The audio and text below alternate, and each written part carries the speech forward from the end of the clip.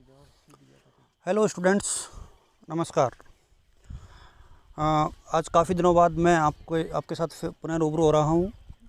अपनी कुछ समस्याओं के चलते मैं आपसे रूबरू नहीं हो पाया था और ना ही कोई सूचनाएं दे पाया था, ना ही पढ़ाई से संबंधित, ना ही परीक्षाओं से संबंधित। तो आज मैं आपको कोटा विश्वविद्यालय ही नहीं, सभी विश्वविद्यालयों से संबंधित जो सूचनाएं हैं, जो विश्वविद्यालय अनुदान आयोग और मानव संसाधन विकास मंत्रालय ने गाइडलाइंस जारी की हैं इस कोविड-19 के दौर में, उनको लेकर के पुनः रूबरू हुआ हूँ।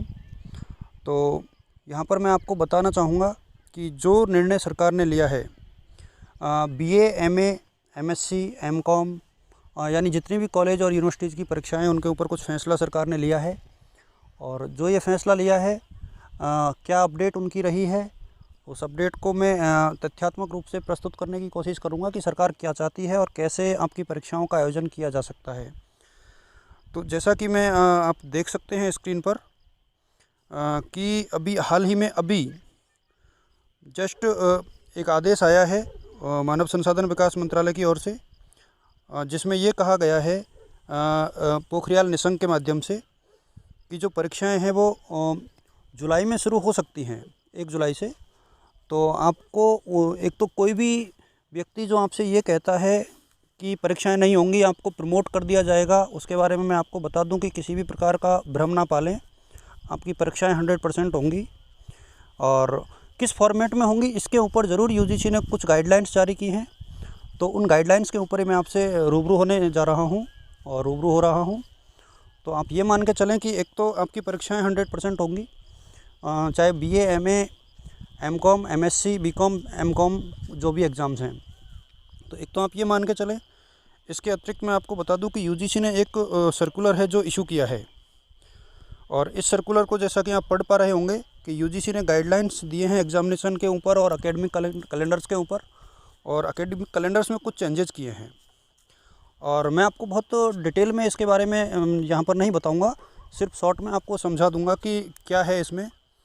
तो आप जैसे कि देख रहे होंगे कि एक यूजीसी ने जो निर्देश दिए हैं, जो गाइडलाइंस दिए हैं, तो उसमें काफ़ी हद तक उसने अधिकार हैं वो विश्वविद्यालयों को दे दिए हैं, राज्य सरकारों को दे दिए हैं, कुछ छूट दी है उनको। तो जो छूट है, जो प्रमुख छूट है वो ये है कि एक तो जो आपके एग्ज़ाम हैं उनमें एक बड़ा परिवर्तन ये हो सकता है कि 3 घंटे की जगह 2 घंटे का पेपर हो सकता है।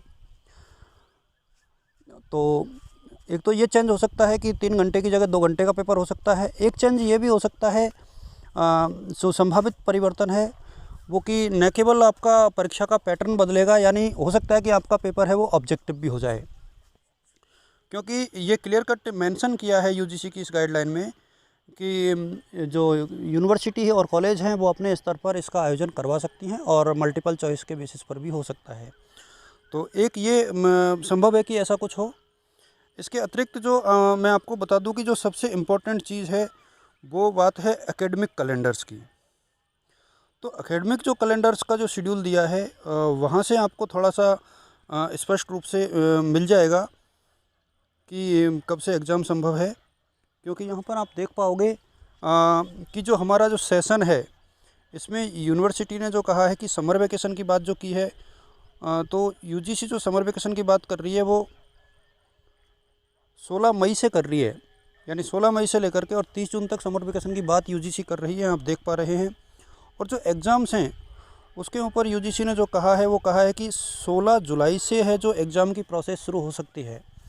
हालांकि यहाँ पर एक और डाउट है, रमेश पोखरियाल निशंक ने कहा है कि राज्य सरकारें इसके ऊपर निर्णय करेंगी और यूनिवर्सिटी के क्षेत्राधिकार के हिसाब से कोविड-19 की क्या सिचुएशन होगी उसके आधार पर आगामी निर्णय लिए जाएंगे।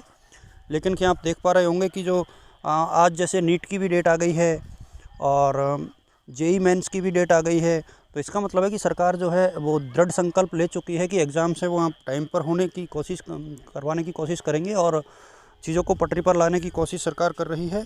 तो अब आपके लिए जो सबसे इम्पोर्टेंट है वो ये है कि आप ये मान के चलें कि जुलाई में जो है आपके पेपर हो सकते हैं, और जुलाई के फर्स्ट वीक को आप तय मान के चलें।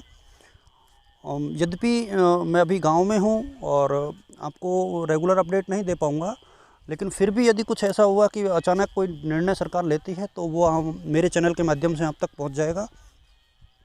और इस दौर में मैं आपसे अपील ये ज़रूर करूँगा कि आप इस डेट के साथ, पैटर्न के साथ, यदि आपको कोई कन्फ्यूज़न हो तो आज रात को इस वीडियो के अंत में जो है वो प्रीमियर के साथ रात को 10 बजे मैं आपके साथ लाइव रहूँगा।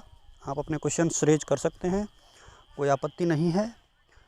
तो इसके लिए रात को 10 बजे का टाइम निर्धारित मैंने किया है। तो आप लोग वीडियो को देखना, और अपने स्टूडेंट्स से मैं पुनः ये कहूँगा कि चूँकि एग्ज़ाम अपडेट है तो आप इसे अपने साथियों के साथ शेयर कर लेना खुद ही, क्योंकि मैं अपनी परिस्थितियों के कारण बहुत ज़्यादा एक्टिव नहीं रह पा रहा हूँ, और मुझे उम्मीद है कि आप लोग हैं वो इस कार्य को कर पाएंगे और रेगुलर इसको अपडेट को दे पाएंगे अपने साथियों के साथ। तो थैंक यू सो मच। और अब चैनल को, जैसा कि मुझे कहने की ज़रूरत नहीं है, यदि आपने अब तक सब्सक्राइब नहीं किया है तो सब्सक्राइब कर लेना। वैसे आप लोगों ने मोस्टली कर रखा है, और इसके साथ ही अपनी तैयारी जारी रखें, स्टे होम का पालन करें, कोविड-19 से सुरक्षित रहें, और स्टूडेंट्स जो है वो समाज सेवा भी करते रहें, जिससे कि आपका जो है राष्ट्रभक्ति के निर्माण में योगदान हो सके। धन्यवाद। जय हिंद, जय भारत।